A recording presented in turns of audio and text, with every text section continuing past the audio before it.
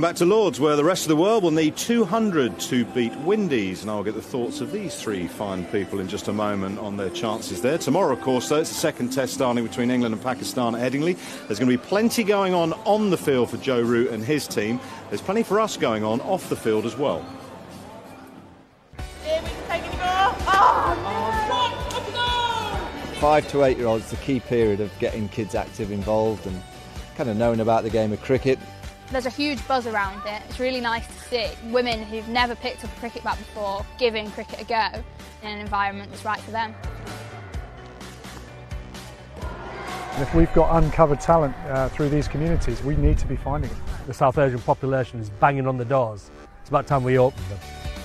I always think with disability it's what you make of it or make excuses for with it, and we've been brought up to just get involved. It's very much a case of cricket first and be proud of your disability as well. The opportunity for kids to play cricket's huge. Cricket's got no boundaries. All you need is a bat and a ball and away you go. You'd like to catch that, well, that's out the ground, we need another ball. Look, if we can influence a few kids to play the game that we love by coming down here and bowling a few balls and taking a few catches, that's what it's all about.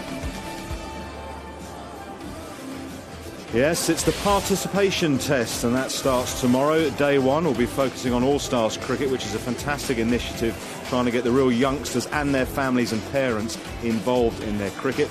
But we get underway with our coverage at 10 o'clock in the morning. Will Ben Stokes be fit to play? Will he be fit just to play as a batsman, or will he be fit full stop? Will Sam Curran make his test debut? We'll have some of the answers for you at 10 o'clock tomorrow on our cricket channel.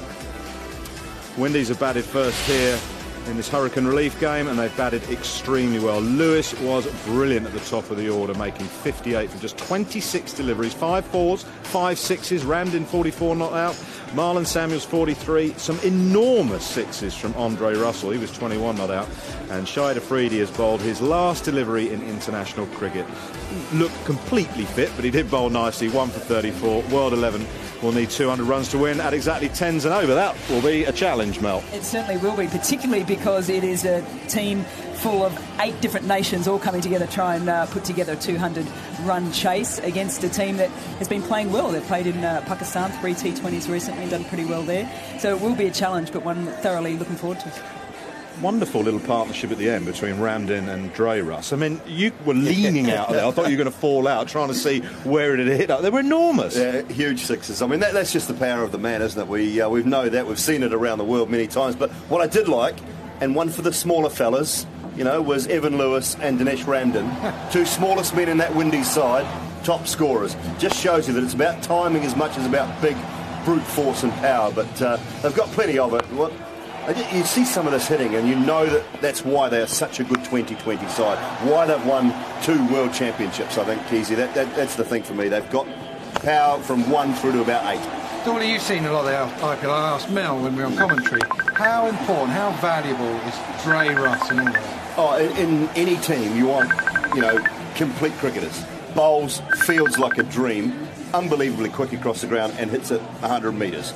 Every team is searching for one of those. Every IPL franchise, every international side wants a Dre Russ in their team. You mentioned the finesse, though, of batsmen. Did you see a bit more finesse coming back into IPL with certain batsmen in this latest edition, perhaps than the brute strength that was always at the forte or the front of the previous edition? Yeah, I think we saw it in 2 different ways as well. Dre Russ's first knock against Chennai Super Kings, he got 80-odd in next to nothing time, but he took his time getting in. So he's finding another way of hitting big. But then we saw, Shubman Gill from the under-19 team. These classical style players also finding their way. Kane Williamson was just simply outstanding. Every time he came, KL Rahul, the list goes on. And then you get the youngsters, Rishabh Pant. I mean, just basically swings himself out of his boots every time he wants to hit the ball. So you've got 18, 19, 20-year-old kids, and I think we talked about it on commentary as well. They want to bring these young kids through. The Asian nations seem much more inclined to do it than any other nation in the world. That 18, 19, 20 year in will give you an opportunity. Evin Lewis had a bit of power and a bit of finesse as well in that innings today, and it was an important one because Gayle was struggling at the other end to start with. We saw it not Gayle like here, but last year it was often Evin Lewis that got off to the flyer, and that took the pressure off Chris Gayle. Now, Chris Gayle didn't find his rhythm today at all, but Evin Lewis, I just love the way he plays. In all those players that you spoke about, not necessarily the biggest blokes, it's like everyone else has just caught up a little bit. He has a lovely flow of the bat, good bat lift, which also helps. The times when you used to just not pick the bat up at all, now the batsman, everyone's picking the bat up high, getting the toe up to the sky. That allows them the power to just clear the rope, even if you're not massive. And this combination also is with St Kitts and Nevis as well. So these guys have played together, understand that if one's not quite going well enough, that the other person at the other end can sort of make up time. Well, I was on commentary when Marlon Samuels came out, and I made the stupid observation they might sort of send in Dre Russ or Carlos Brathwaite, and then he promptly hit 2 sixes. I thought Nass was going to cuddle him, actually. They're such big buddies, aren't they? But it's bizarre, because sometimes you can watch Marlon in these games and he can sort of keep his foot on the hose, and then other times he does that. He's got such great timing and power, Marlon Samuels, that you wonder at times why he doesn't play a little freer. And you do. You see him get bogged down every now and then. But we also talked about Wardy and the fact that he has won 2 Man of the Match awards in those 2 2020 World Cups that the Windies have won. And to me, that means he's a big-time player, a big-stage player.